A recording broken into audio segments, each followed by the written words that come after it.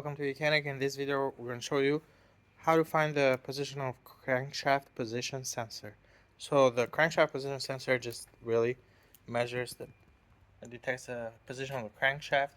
If you find the side where you have all the belts, your serpentine belt that's running your AC compressor and water pump, it's not going to be on this side. You have to go on the back side of the engine.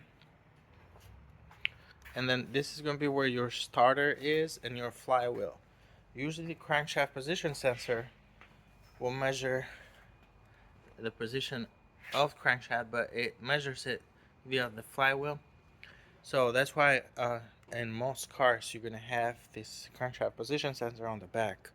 So it might sometimes be on this case is right here, but sometimes it could be like covered by the exhaust or something like that. Now this is a Mercedes M272 V6 engine, but this is a pretty common location for that crankshaft position sensor. So you want to look on the back of the engine towards the part where the starter is and around that area.